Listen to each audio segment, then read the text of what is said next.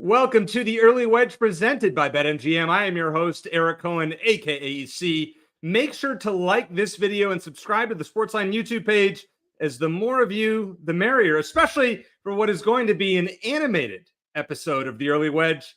Because of, I guess, the pre-show discussions got a little interesting. We'll get right to it. Let's bring in the stars of the show. We have the host of the Early Edge every Monday through Friday at 10 a.m. Eastern. One, the counselor, Sia Nejad, who's also one of the best golf bettors on the planet. And then we have one of the smartest golf minds on the planet who vehemently disagrees with one of my takes, and that is one Patrick McDonald from CBS Sports. So here's what I was talking about. Last week, Scottie Scheffler very well should have won the Houston Open. We know that. And on Saturday, he hits a shot on the par 3 on the back 9 to about 5 feet, lands 5 feet from the pin, has some backspin on it, and it rolls into the water. And I said, you know what?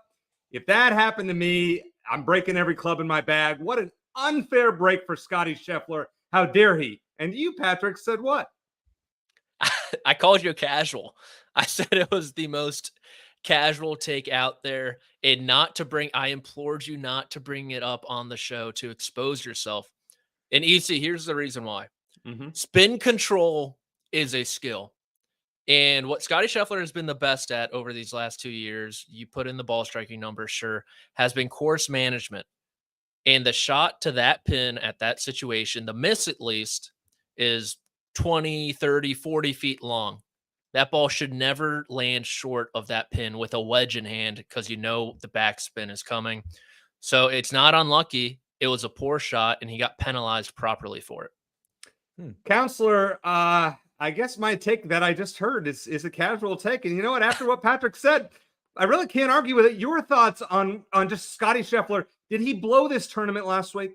Yeah, he did. And by the way, I land somewhere in the middle of your two arguments. I mean, and for the record, I'm not the golfer that Patrick McDonald is, and I don't have, quote, spin control. So yeah, I look at it, EC, and I see where you're coming from. But obviously, Patrick has the correct take here. I don't know that it was a bad shot, but it certainly wasn't a good Scottie Scheffler shot. Listen, you know, he's going to lose some of these. What's so ironic is that it was basically him and just a bunch of guys that were at the top. Jaeger was probably the strongest among, 5 or 10 guys that technically could have caught Scottie, and it really came down to overtime. This thing should have gone into overtime. It should have gone into extras, and it didn't because Scottie missed a short putt. But I mean, I think we're going to have to get used to this, especially with some of these guys over at Live. We're going to have to get used to Scottie being in contention and 5 or 7 or 8 guys just trying to jockey to maybe clip him on 18, which is exactly what happened with Stephen Jaeger. And by the way, congratulations, as you being the president of the Stephen Jaeger fan club. Your guy got his first PGA Tour win last week.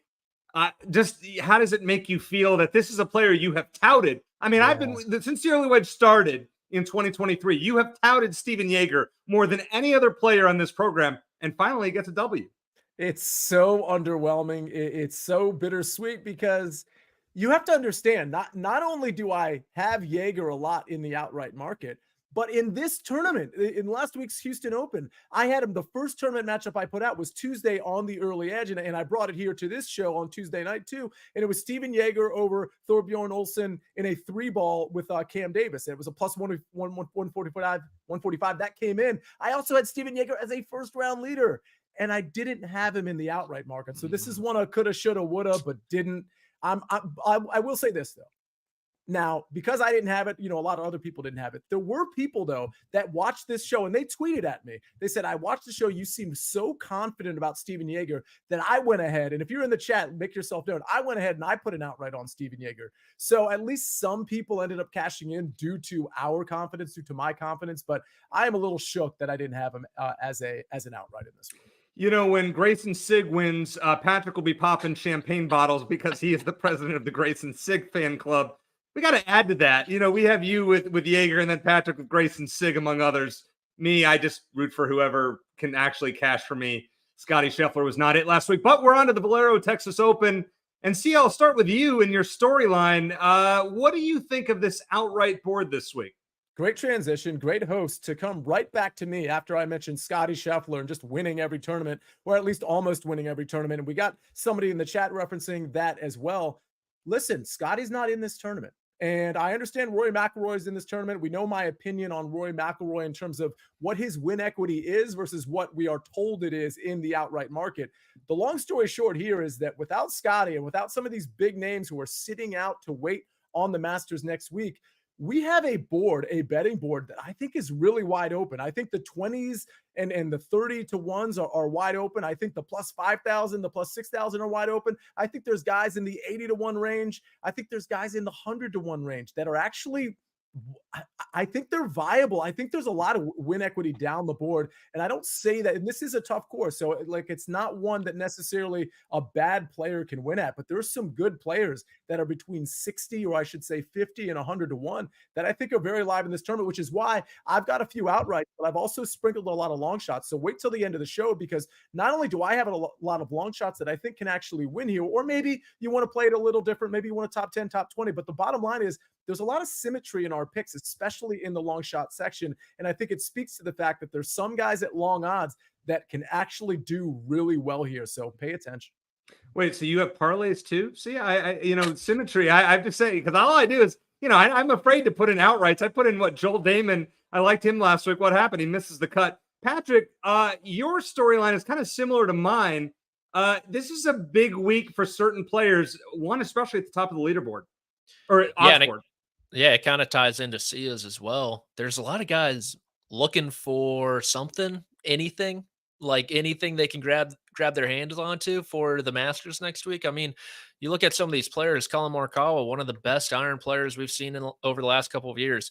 You know what he's not doing right now? He's not hitting his irons pretty well. And without his irons, Colin Morikawa is kind of just a guy. So he's looking for some form. Max Homa, he's had an okay start to the season, a nice top 10 at the API. But outside of that, the driver's gotten a little away from him. You have Matt Fitzpatrick coming off a nice finish at the Players' Championship. You have someone like Rory McIlroy who needs to get going before he attempts to complete the career Grand Slam, attempt number 10. And then you have Texas's very own Jordan Spieth. He's been putrid over the last month. A DQ, a couple missed cuts. Best finish has been a T30. And so all these guys, they're looking for something. And I think, we always talk about guys playing their way into the Masters. Oh, this week is just a tune-up for them. One eye is on Augusta National. I don't really see that being the case this week. I think these guys are trying to put their very best foot forward and trying to pick off a win before the first major of the year. So my storyline kind of relates to yours. There's certain players that I'm paying attention to more closely this week as a tune-up for next week from an outright perspective at the Masters. So here's my list. Rory, I'm paying attention. Hideki Matsuyama is a former winner at Augusta. I'd like to see him. He's still in as good a form as he was in the last, 6 weeks or so. Brian Harman, Georgia native, has already won the most recent major that we saw. Is he a guy that we need to pay attention to next week? Of course, Jordan Spieth, who's won here at Augusta and then the following week at the RBC Heritage. He's won it all three. So he's somebody I'd like to see him get back into form, as you referenced. And on Liv, and we'll talk about Liv later in the show, John Rahm, who won last year at the Masters, Brooks Koepka, who I like a lot, and Bryson DeChambeau, who's a guy that a few of us will tout, I'm sure, in the Liv section. And another one who, if his game is right, could, tear Augusta apart with that length. He leads Liv in driving distance. What are you giving me that look, Patrick? You don't think Bryson could tear Augusta apart if he's in the right form? No? 0 top 20s in 7 attempts. Ooh. That's not great. Well, I haven't written my fantasy article yet. I know we have yours and Sia's articles up on sportsline.com. Check those out. My fantasy article will be up later this week. Great knowledge. I guess I won't be having Bryson as high as I thought. All right. It is time for the DFS portion here. I didn't even look at this before I referenced Patrick's Grayson Sig, but we'll start with Sia. I mentioned Rory McIlroy. You're fading him this week. I mean, is it because of the price or because of the player? Well, so I'm not looking at ownership right now. I mean, I trust he's not going to be super highly owned. That's usually my main reason to fade a guy at the top. But I've been fading Rory McIlroy for so long now, and it really hasn't burned me quite yet. The way this pricing has shaken out, like I would really prefer to go down to, as I look at it, Hideki at almost $2,000 less. I love the form Hideki is in. I'd rather take a chance on a very likely lower owned, let's say Max Homa or even a Colin Morikawa or Ludwig over Rory McIlroy. So we'll see where his ownership percentage ends up going. I don't have any early indications quite yet. But at 12,300, I'd just rather spend my money elsewhere. There's a lot of guys in the 7, the 8K range that I like. I'll probably pair those guys with, like, for example, a Hideki Matsuyama. It doesn't really give me room for Roy. So no Roy for me as usual. I'm going with Ben On here at 9,000. I'm going to start there. He is a very high risk, high reward guy. The high risk is there. Let's be very clear about Ben Hanan. Even though he's been on a nice little stretch, but even in that stretch, he's been a little hit or miss. But that's what I want for DFS. I'm not really looking for anything else. I'm looking for the volatility that we might get, because that volatility does lend itself to him playing really well here. And by the way, he's got a good history here. And I do think he's a good course fit.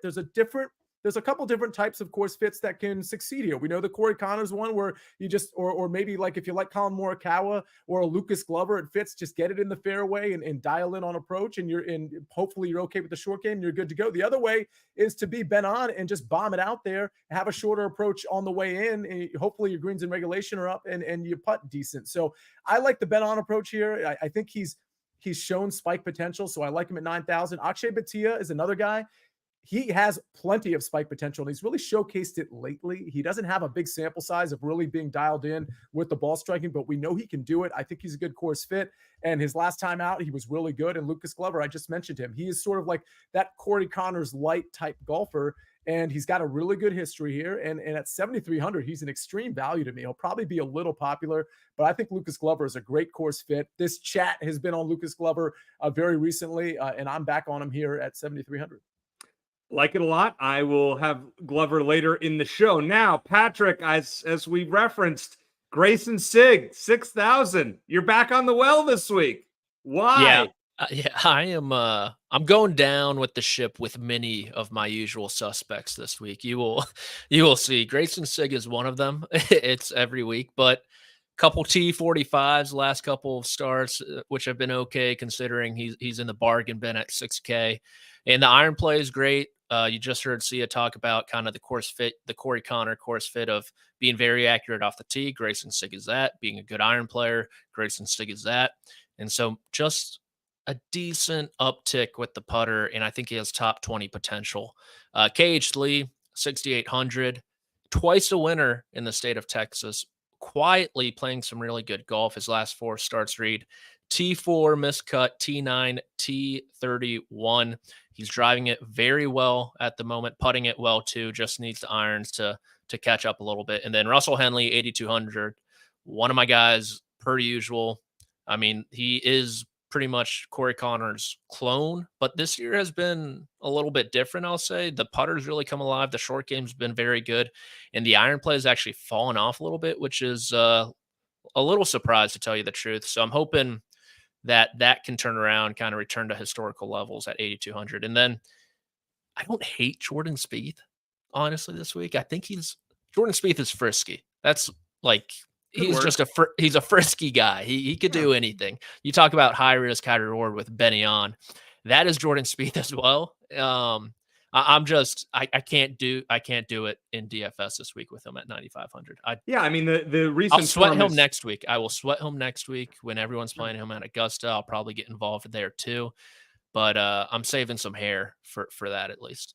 Well, glad you still have some left. Me, not so much. All right, we got a few questions here. Go ahead, Sia.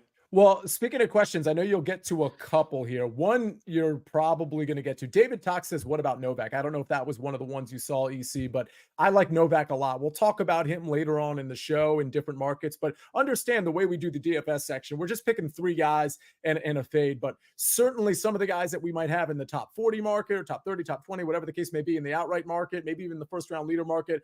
Safe to say we like a lot of those guys too. So you will see Novak later in the show. I think Novak has been great. I think he should be pretty good at this tournament. So that's the answer there. And I do want to, speaking of David Tock, you pointed out a 3-ball earlier in the show, and I like it so much that I need you to clarify where you got this one. I'd love to know, and I'd love to know the price. You have Aaron Rai over Ryan Palmer and Roger Sloan. By no means do I think it's a slam dunk necessarily, but I really like Aaron Rai in this tournament. So tell me where you got that 3-ball and what the price is on taking Aaron Rai. I'd appreciate that. Patrick, Hef says Hideki versus Spieth, -110 hammer. Thoughts?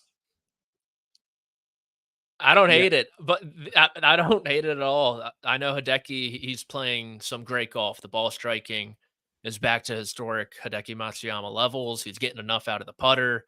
The results have been emblematic of this. Jordan Spieth, you can't like analyze him through numbers. It seems like he's just very hard to figure out. I try to avoid him. And in Texas, picking on him is tricky. It's a golf course he's comfortable at. And the thing about Spieth is he's actually driving the golf ball really well. It's the iron play that has been really bad. So I don't know if it's going to switch this week, but not a hammer, but a light tap, perhaps. I'd play come it. on. Sure. Come on. Bring out that hammer. Bring out that. All right. That's fair. I'm not a prop guy. I'm not a prop guy. Hey, Sia, Moshe asked a really good question here. I know we talk about this later in the show, but wanted to get your feedback on this. He says, hey, sorry for asking again. Can we get some advice on playing just the winner versus spreading it around to the different top 5, 10, 20 markets? What's your advice regarding that? It's a great question. I think it depends on what your risk tolerance is with some of these plays. I know a lot of people in the first round leader market, they'll put money on a first round leader, but they'll have the first round leader in the top 5, top 10 market as well.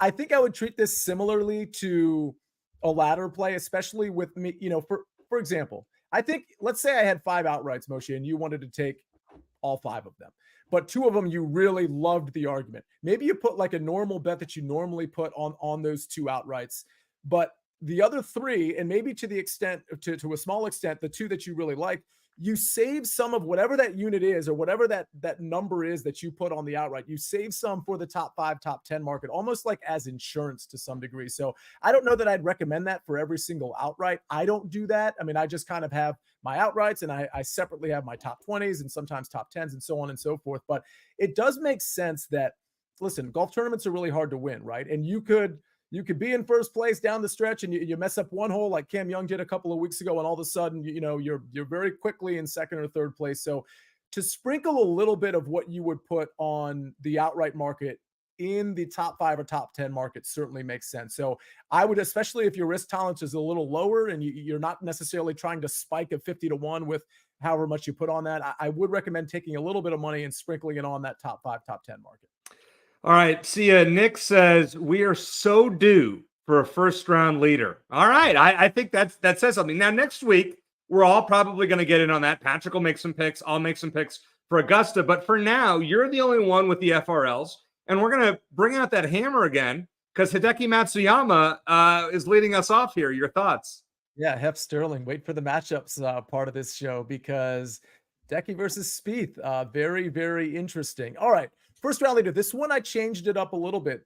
I think what we're going to see, weather can change, by the way. So if you don't want to take these right now, totally get it. These numbers aren't going to change. You can wait to just get clarification on the weather. But what it's looking like, and this goes for DFS as well, is that the PM wave for Thursday, the guys that come out in the afternoon, are going to have either as easy of a time or an easier time because it looks like the wind is going to be relatively high in the morning. And I say relative to the afternoon. The wind gusts around that 7 between like 8, 9, 10, 11 o'clock are probably going to be a little higher than the afternoon. So I actually went with afternoon guys here. And for the record, if you're playing DFS as it stands right now, Friday morning looks to be a little bit better than Friday afternoon. What does that mean? It means Thursday PM, Thursday afternoon, and Friday morning. Those are the guys you're probably going to want to play in DFS. That can change, but that's what it's looking like right now. So little DFS advice for you. There might be a wave advantage. We can talk later, maybe on another show or on Twitter about how to play these wave advantages. But these are afternoon guys. Hideki, love the form. Absolutely can pop as a first-round leader. No explanation needed beyond that. Weighted approach, weighted tee to green, all of those things. History, it all looks good for Hideki. Ben on, we just talked about. Listen, I think he could potentially get into some trouble off the tee, could potentially get into some trouble with the short game because he's been pretty erratic there. But we're just asking him to spike for one round. I like it at 45-1. Akshay Bhatia really showed me something the last couple times out. I think he is a good course fit. I actually think he's going to be really good off the tee. And if he's dialed in on approach with the putter, 65-1 is a near gift. Maybe that's one you want to sprinkle the top 5, top 10 in the first round leader market. Again, something to consider. Keith Mitchell, Short game can really be lacking. But again, I'm just asking him to really spike off the tee and with the approach game for 18 holes, 70-1. I'll take that. And we already talked about Lucas Glover, a good course fit. He's got great course history, 80-1. Really like that for Lucas. I try not to look ahead in the rundowns just because I like to be surprised. And so I just kind of peeked ahead to the next section. And yeah, I'm surprised based on everything that we heard from one Patrick McDonald. You have a surprise in store after we hear from one of our sponsors. Last dance. I shall follow your lead. We're on a search for one of the greatest powers ever known. Let's fly.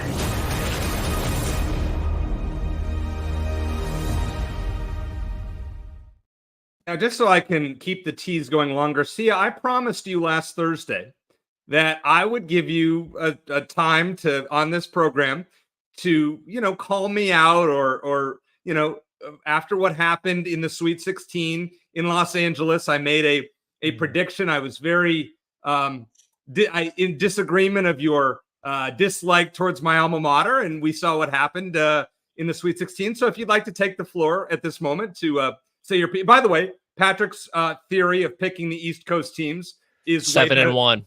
7-1 in the Sweet 16 with 3 dogs. It's way better than me picking a bracket. So, Patrick, congratulations. Killing it. Go ahead, Sia. Say what you want to say. I don't even want to say anything. I feel bad for Arizona fans to a degree because a lot of times this goes for football too on the West Coast.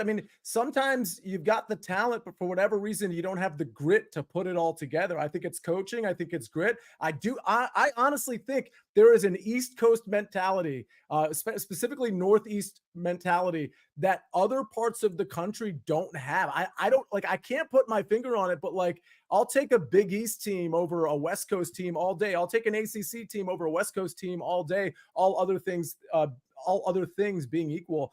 Arizona has a ton of talent, but they never showed that they could put it together this entire season with a ton of bad losses and what looked to be some bad coaching as well. Either way, the fact that team couldn't put it together with any consistency shouldn't be a surprise to anyone, honestly. Go off. That was painful. Have fun with your acai bowls and Erewhon grocery stores out there on the West Coast. We're over here on the East Coast.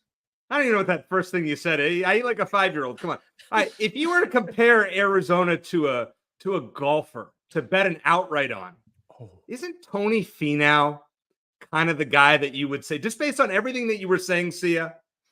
That is a really good comp. I want to like while we're talking about this, or maybe later in the show, I want to come up with maybe someone that is at least as good as that. But Tony Finau, that's pretty strong. Good job. Now, another guy that you could compare to Arizona, because Arizona hasn't won in a while, a big tournament in a while. And, it's painful. They won in 97. Now, we're not going back that far, but one Jordan Spieth, who used to be dominant on top of the golf world. Oh, wait, and Patrick was dogging him earlier in the show. He has one matchup, and now he's picking him at plus 140. What's going on here? I got to be honest, guys. I had a very busy day today. Here we go. I thought I had put matchups in the rundown, and I didn't have a single one. I was like, oh crap, I got to find one. I see this on FanDuel. I'm like, this just looks a little long. I don't love either of them too much, but I like Jordan Spieth a little more than Rory McIlroy this week. So at plus 140, a guy who's won at this golf course, a guy who, granted, I don't think Spieth and Rory, I don't think either of them are that far away from being the golfers that they usually are, but I have a little more faith in Spieth than Rory this week, so I'll take the plus 140. I'm respected because I like plus numbers in this section. I didn't bring him this week. Sia didn't bring him this week, but Sia is going on the other side, a matchup that we talked about earlier. Once again, me not looking ahead. I could have waited, but all right, Sia. Hideki Matsuyama over Jordan Spieth. Bring out that hammer. Yeah, what's interesting here is that I'm fading Jordan Spieth here, but I also faded Rory McIlroy in DFS. So I don't really have a strong opinion on Patrick's play other than the fact that it's plus 140. So I'd be on Patrick's side on that one as well. So I absolutely love it. Hideki Matsuyama minus 110 over Jordan Spieth. Listen, Jordan Spieth Who came up with the strokes gained magic beans? I feel like it was somebody on the first cut. Maybe Patrick, it was you or Rick or Kyle or something. But either way, that's what Jordan Spieth has. And I'm sure it'll be showcased here. But when you look at what Jordan Spieth has been doing specifically with the ball striking lately, it's not like deplorable, like absolutely awful. But when you compare it to Hideki, it's absolutely awful. Hideki has been going off. He is completely locked in. He got a win, and then he just continued with the momentum all the way up into, I think, the Masters. I think he is like absolutely geared up. I think he's treating every tournament really the same way. He's just going out and just being Hideki, just hitting the shot, and he ends up on Sunday afternoons being somewhere near the top 5, if not winning the thing. So Hideki minus 110 over Jordan Spieth. The way those two the state of their games right now, I'll take Hideki all day. Keith Mitchell minus 120 over Brendan Todd. So here's the troubling part about this one. I really like Keith Mitchell's potential, but I also understand that Keith Mitchell's floor is probably lower than Brendan Todd. And in those cases, I typically don't like to take a head-to-head matchup. But Brendan Todd, while he can get it done with the short game, this is one of those situations where I could see Keith Mitchell getting through the weekend, actually making the cut, getting through the weekend, and crashing and burning at some point Saturday and Sunday. But good news, Brendan Todd doesn't even make the cut. So I don't even have to worry about the crash and burn. So that's how, listen, Brendan Todd might make the cut. I think Brendan Todd's a pretty good player, but his game has not been very good yet, particularly the ball striking, whereas Keith Mitchell is really, really ball striking. And for the record, the around the green game is pretty bad for Keith Mitchell. But last I checked, sand saves, the bunker play, which we're going to see a lot of bunkers protecting these greens, is actually pretty good. So I do think that's a little like, box to check for Keith Mitchell in spite of the fact that the short game's been bad. So give me Keith Mitchell with much higher upside over Brendan Todd. Yeah, Keith Mitchell's on my do not bet at all list after what we saw the other week. That was a debacle. Hey, Patrick, you're like you are an encyclopedia when it comes to anything golf. So I was thinking about this. If you were to rank Hideki Matsuyama in terms of around the green player, best players around the green, would you put him in the top 5, top 10 in your personal rankings? Right now, he is number 1 on the PGA Tour and strokes gained around the green. He is number 1. Wow. I mean, what he did at Riviera, obviously, he was chipping in that last round because Cantlay, was whatever that was. So Matsuyama's been great, but you'd say he's number 1 in the world right now. Right now, yes. He is unbelievably underrated around the green. No one gives him credit. He doesn't do the fancy shots like JT and Spieth, but oh my God, it's disgusting from him. David, that is a terrible insult that you wrote in the chat. You wrote Keith Mitchell equals Arizona. That is a terrible, terrible. David, I thought we were friends. Like that's not bad. That's not bad. Come on. You cannot. Go ahead. Let me, these Clemson fans who Arizona shoots 5 of 28 and loses by 5. Keith Mitchell shot 78 or whatever it was with a 2-stroke lead on a Sunday. You can't compare. Arizona at least made it close. Mitchell didn't even finish in the top 20. Go ahead, Sia. Well, speaking of David Tock, so a point of clarification here, and I'm really glad David Tock brought up the 3-ball. So just so we're very clear, when he asked about it, the assumption was that it was a tournament 3-ball. So, and I don't know if that was your assumption, David, as well, but that is a round 1 3-ball, the Aaron Rai one, which again, I absolutely love. And tomorrow on the Early Edge, that may be one of my picks because I always look for a tournament 3-ball or I should say a tournament 3-ball or a round matchup Wednesday on the Early Edge, because a lot of times those matchups start before the Early Edge starts on Thursday. So that might be, and by the way, if it is one, I'm going to give you credit for bringing it to my attention. I hadn't looked at these yet, but I just want to clarify, when you're looking at golf betting, sometimes people say, oh, I can't find the bet. It's probably because you're just on the wrong tab. You're on matchups and you assume the first drop down of matchups is going to be tournament matchups. Don't assume that, because a lot of times it's the 18-hole round matchups, and then you got to click over for the tournament matchups. But still, either way, love the find by David Tock. Aaron Rai over Ryan Palmer and Roger Sloan. I'm going to look into it a little bit more, but a plus 110 I think is a very good look. All right, a couple of matchups for me, and I've done pretty well with these this season. Lucas Glover over Tom Kim at minus 110. You can find this one on DK. Glover hasn't really been that great this season, but he's finally showed something at the Valspar with an 11th place finish. He has top 20s in 3 of the last 4 years here with excellent ball striking numbers. Tom Kim has 2 top 20s in 8 tournaments this year, no top 10s. His game is all over the place, and he withdrew at the Players. He was sick or something like that. I need to see something before I bet him. And at minus 110, yeah, I'm good with Lucas Glover. Works for me. Then I'm going with Ben On over Tommy Fleetwood. This one, bet 365. Got this one at minus 110. On his 3 top 21 finishes in his last 4. Players was a disaster, but we'll throw that one out. In his last 3 years here, T6, T7, and a miscut. So there's a mixed bag here. But Tommy Fleetwood, excellent. If this tournament was played in Europe, Tommy Fleetwood, this would be an easy bet. He just hasn't been good in the U.S. He has only 1 top 30 in 5 U.S. tournaments this year. And yes, I'm playing into that until proven otherwise. Tommy Fleetwood, he's on my no bet list outright, and there's a reason. So we're going to stick to that. All right, it's time for finishing positions. Sia, you're going Keith Mitchell again. What's with the Keith Mitchell look? This guy was winning the stinking tournament going into the last round of the Valspar, and the dude doesn't even finish in the top 20. And you're going back to him this week. In the top 20. So here's the thing. The reason I took him top 20 instead of top 30 or top 40 is because of his blow up potential. So I figured if I'm going to take Keith Mitchell, like instead of taking like a quote safer bet at, let's say, whatever the odds are for T30 or T40, it's probably a pretty good number, maybe minus 115. I'd rather like just count on the fact that he's not going to be terrible around the green and that he's going to be good with the ball striking. So I actually love the number plus 280. Now, listen, you don't have to put a full unit on the plus 280 bets, right? You can go down to 0.3 units and win a full unit on a plus 280 bet. So it's up to you how to decide how you want to bet this. But the Keith Mitchell T20 was a very specific line of thinking. I think he's either going to spike or he's just going to have one of those rounds or 2 of those rounds EC that you're talking about where he just doesn't have it figured out at all. So Keith Mitchell plus 280, maybe lower the unit size there. These finishing positions already, these are already like half unit plays for me. So on a plus 280, it's even going to be lower than that for me. Probably should be for you as well. Aaron Rai T30, we just talked about him. It's so funny because David Talk was like, Aaron Rai is a first round leader for me. He is, I've already bet it is what he said. I literally swear on my life. I was doing my a show with Meg McDonald. She can verify this. I'll tweet at her later. I said, Aaron Rai is your first round leader this week. What happened was I looked at the weather after that. So again, you don't have to put the first round leader money down now that those odds aren't going to change. If you want to wait to see if the weather evens out, maybe I sprinkle in some morning and afternoon guys. But Aaron Rai as a first round leader, if the weather is good in the morning, love it. Love him as a T30. And of course, we've already talked enough about Lucas Glover, T40 minus 105.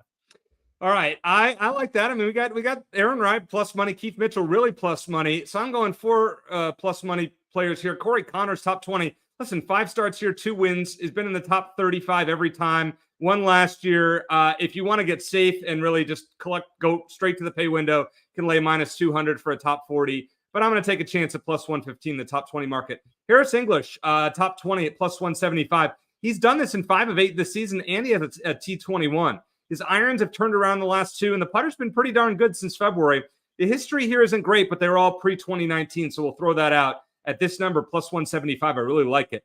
Now, these next 2 are a little bit risky, but bear with me here. Charlie Hoffman, top 40, plus 160.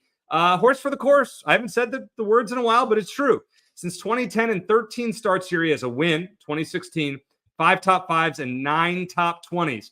He's been pretty bad all year, except he should have won at the tournament that I was at, the Waste Management Phoenix Open, and he lost in the playoff to Nick Taylor. Kevin Streelman, who lives probably not that far from me here in Scottsdale, top 40 at plus 225. No East Coast bias with this pick. In 8 appearances, he's never lost strokes off the tee. He's only posted 1 negative tournament with the putter. 8 for 8 in made cuts, 2 top 10s, and 5 top 20s to his credit. We're just asking for a top 40 at plus 225. Not that hard, right? I'm sticking with it. Now, all of these bets that I made are at BetMGM because BetMGM is the only sports book that pays out ties in full for these particular bets. If you are not a BetMGM customer, well, what are you waiting for? New BetMGM customers can sign up today and get up to $1,500 in bonus bets. Just place your first wager of at least $10 and you'll receive up to $1,500 instantly if your bet loses with bonus code EDGE. That's EDGE, EDGE. All right, coming up next, it's outrights. And you know what? Patrick is the only one to hit one out of the 3 of us. Yeah. Steve and I are due. Coming up next. The best couch potatoes come from Pluto TV country. And these taters, they like all sorts of different things. Survivor Channel, Ink Master Channel. If it's got a spaceship in it, I'm probably watching it. 3 channels dedicated to CSI. Whatever mood you're in, it's going to be easy watching. All right. I'm, just cheating ahead, looking ahead. Patrick, what's going? You're not taking anywhere near the top of the board. What are we doing over here? I really liked Ludwig at 16-1 Monday morning. I went to contact some people who could place a bet for me. They were unavailable, and he's 12-1 now. And so I said, let's switch gears and attack the middle of the board. You know what? I respect it. All right, let's see what we have with my auto fades, because, I said before the show to producer Jake, I said, listen, we all make mistakes. I put Scotty Scheffler on there. If he was under plus 1,000, can we just finally get rid of that? And he said, no. How stupid could you be to put Scotty Scheffler on this list to begin with? You need to look at it every week. So you know what? I deserve it. Nonetheless, everybody else on this list, thank you, Jake. It's a good list, EC. It's a good list outside of Scotty Scheffler. And I mean, Cam Young was so close to winning. Sam Burns, I feel like, has a win in him this year. Otherwise, I think it's a pretty great list. Even Patrick Cantlay, I think that's a good play. So last year I was messing around, Sia, and I put together a bet on BetMGM in late April, and it included the PGA Championship winner. And I thought, okay, great. Or no, it was late May, and I thought I was putting the U.S. Open winner, and I was going to put Cantlay in there. And I looked, I never do this, and I looked, and it had me for Patrick Cantlay for the 2024 PGA Championship. So this list may have to be revised mid-May, just because I'm already locked into Cantlay on a 5 pick, and the other 4 have already hit. Wow. So I just want to point that out, that this list, Tony Finau is on there permanently. Keith Mitchell is Keith Mitchell is definitely on there permanently. So you know what we'll get to he's winning this week. Ladies and gentlemen, we have outrights right now, but we have long shot outrights coming. Keith Mitchell's your winner at the Valero Texas Open. If Keith Mitchell wins, okay, go on. I will send each of you $100, or I will bet on a Masters pick with $100 for each of you, an outright. That just because I love that. You can text me first thing Monday morning, and I'll take care of you. If Keith Mitchell wins this tournament, that's how confident I am. And we know that I'm kind of cheap. I would never do this if I was the least bit, not confident of this. I just want to point that out. My bet will be Xander Schauffele 24-1 at FanDuel. I like that a lot, actually. I like that a lot. And we'll get to that next week. Big Master Show. It's going to be next Monday. We'll talk about that at the end of the show. But all right, Patrick, you're going to start us off with one of your, I guess you might be the, Grayson Sig fan club, but Russell Henley is getting up there for you. Oh yeah, 100%. And I said at the beginning of the show, this is a week where I'm going down with the fellows in the ship, and Russell Henley is one of them, 55-1. Feels just a hair long. He's got the skill set of a Corey Connors. They play well at the same golf courses. I know the iron play isn't where it typically is, but I'm hoping it returns to historical levels. And at 55-1, I will take the shot. Then Adam Scott, he's one of my guys too recently. And look, I already threw a couple bones on him next week for the Masters at 110-1. Might as well bet him this week too, to see if he can try to win at 58-1. So far this year, he is 9th in total strokes gained in this field, 12th off the tee, 25th in approach. This is a ball striker's golf course. He plays well in Texas, so I'm willing to take a chance on the wily Australian as well. Yeah, I love Adam Scott's game, but I'd like to see him do something here. He hasn't shown much recently, but then again, you are the only one to pick an outright winner in this section. So if everyone has been following Patrick's picks, you'd be ahead because he picked Jake Knapp in Mexico, whereas I have zeros. But Sia, you and I are changing that this week because we have a shared option. And I feel really good about it, especially since the guy has won twice here. Yeah, I still can't believe I lost Cam Young 2 weeks ago. That was tough. Going to the 18th, he was a minus 400 favorite live. That turn of events really, really, really stings. All right. Well, let me start where you led me. So Corey Connors, listen, he's a great course fit. Normally, I don't look at history a ton, but it is impossible to ignore. His last 5 starts here: 1st, 35th, 14th, 1st, 26th. And when you look at what he's been doing with the ball striking, I mean, he just, even with the short game, I mean, listen, the putter leaves something to be desired, but clearly comfortable here. I just think Corey Connors is one of those, like, don't outsmart yourself. Don't overthink it. Corey Connors is really comfortable here. He shows it every single year he plays here. And listen, if it was 18-1, I'd be like, geez, I don't know that I could bet Corey Connors anywhere at 18-1, but it's not. It's 25-1. Thank you, Rory McIlroy, for pushing some of these other players down the odds board. I'll go ahead and take a very comfortable Corey Connors at plus 2,500. And then we already mentioned Decky, plus 2,000. I think this is a fair number. I think I would probably play this down to like plus 1,800. I think it's still plus 1,800 in some markets, but certainly plus 2,000 in a lot of markets as well. Decky's in too good of a form to ignore. Again, I'm not trying to outthink the room here. I am with my long shots to some degree, which wait and see on those. And then Ben On, another guy with great course history. Over his last 3 here, he's got a missed cut, but also a 6th and 7th place finish. And he really flashed when this calendar year started. Ben On really flashed. And I know he has the upside. I know he has the potential. And when you don't have Scotty Scheffler in a tournament, among other names, I think Ben On can actually win this thing. It was plus 3,500 when I put my article out on Monday. I gave out a couple of picks on Monday. Right now, it's plus 3,000 in most markets, but I wanted to keep the number that I gave out on Monday, plus 3,000. I'm absolutely okay with that number. By the way, these numbers are generally across the board at BetMGM, FanDuel, and DraftKings. My matchups are at DraftKings, by the way. All right, my 3 outrights. Ludwig Åberg at plus 1,200. I agree with Patrick here. I would have loved this number at plus 1,600. I think it was 1,400 when I wrote my article up on Monday morning. He's gained strokes off the tee on approach and putting in 5 of 6 tournaments that he's played in, each of those in 5 of 6 tournaments this season. He has 3 top 10s and nothing lower than a T30. So he's been great.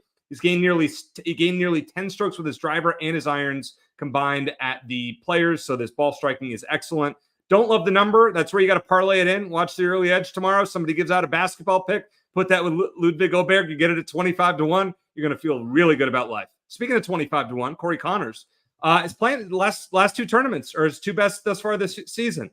T18 at the API, T13 at the Players.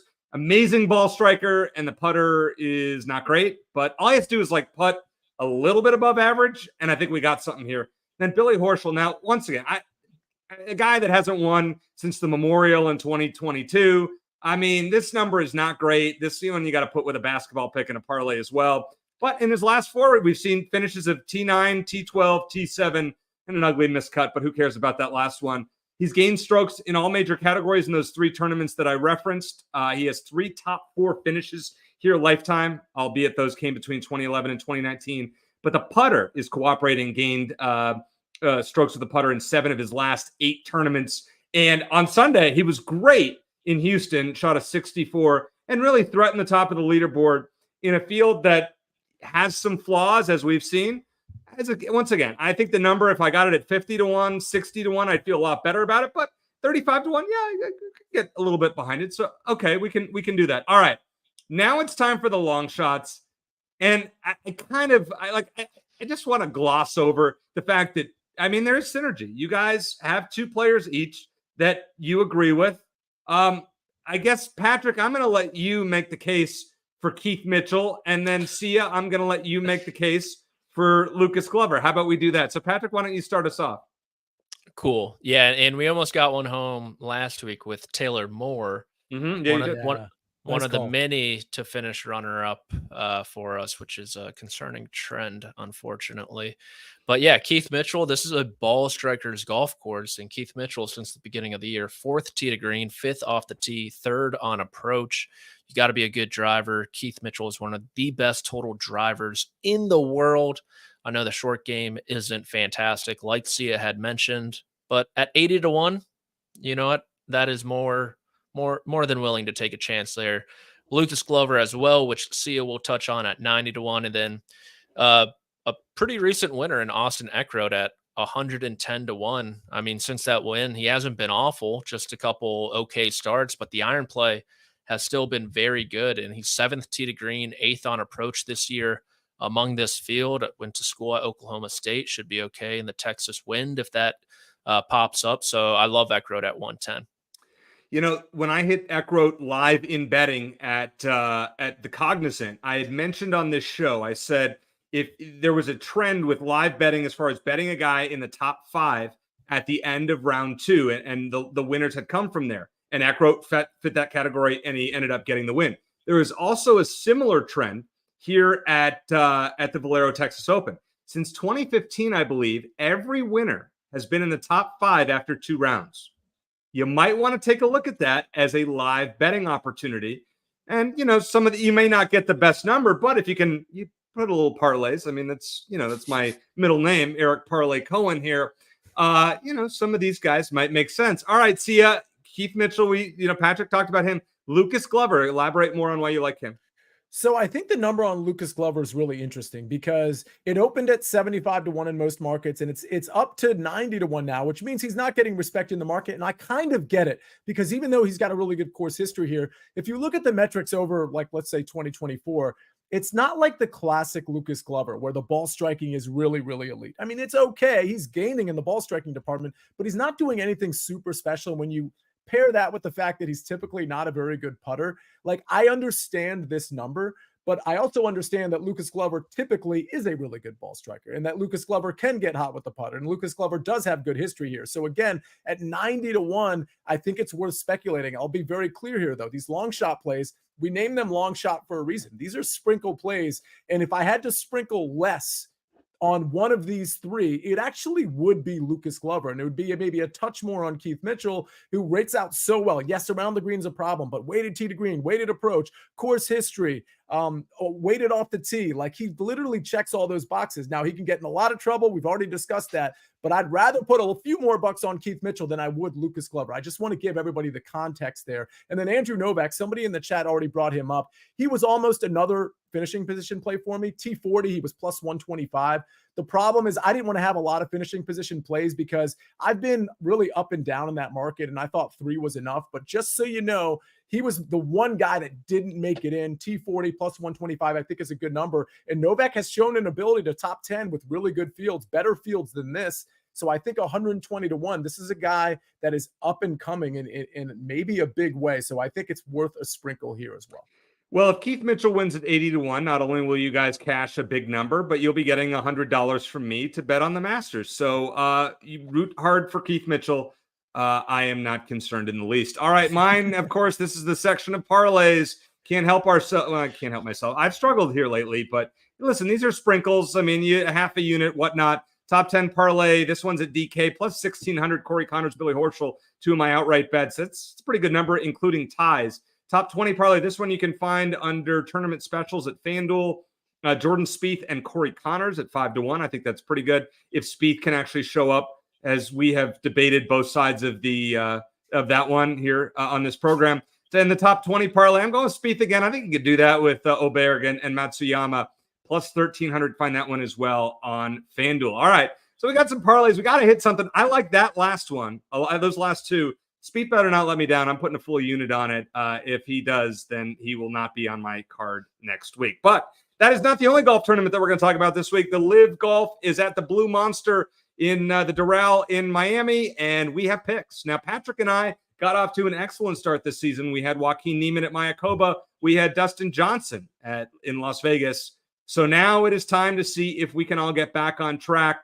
Sia and I actually agree on our pick, but Patrick, I'm going to start with you. Who do you like this week?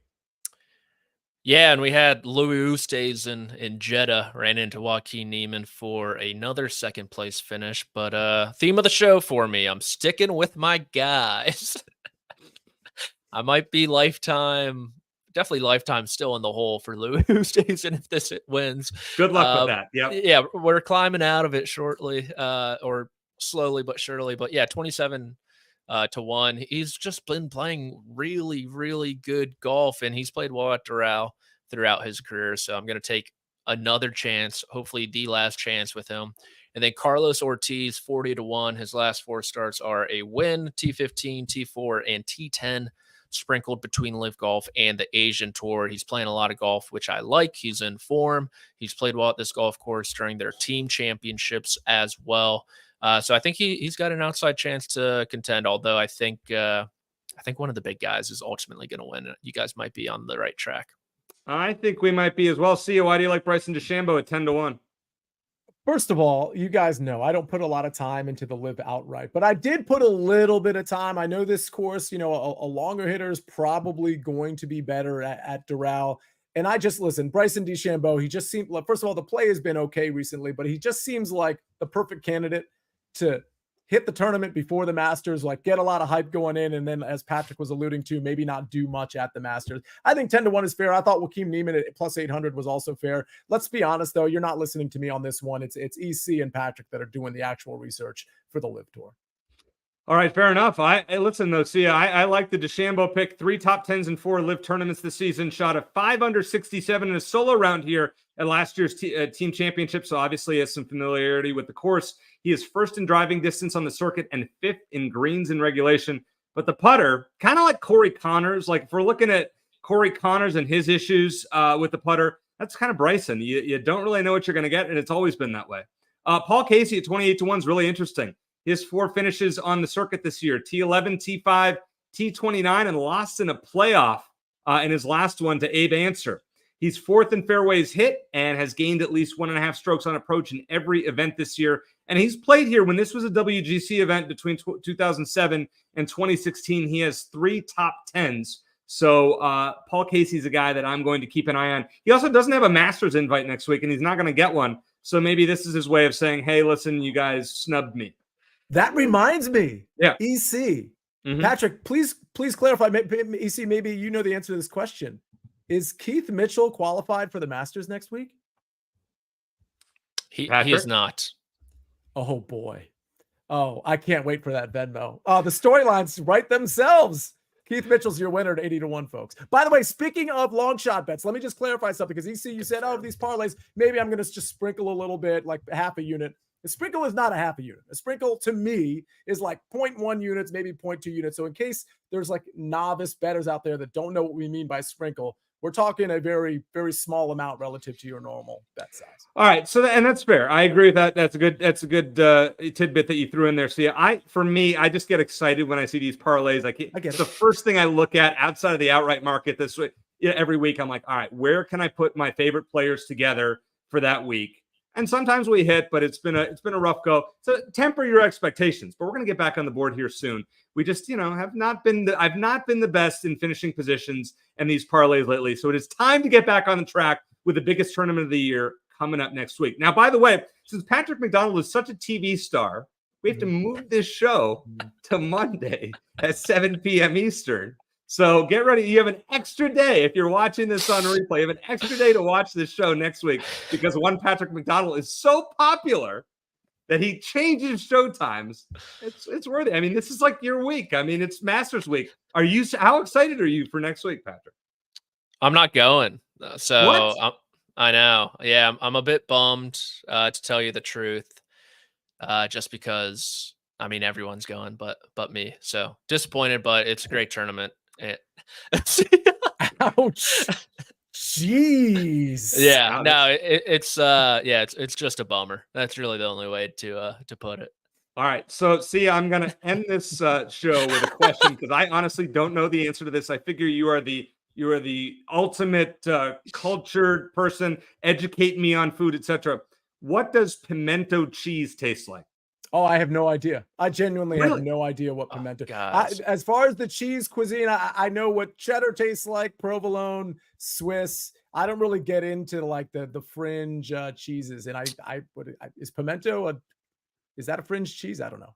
It's a South thing for sure. It's not as rough and tough as the Northeast. I mean, those guys aren't eating pimento cheese. They might be eating it on the West Coast, but they are eating it in my neck of the woods.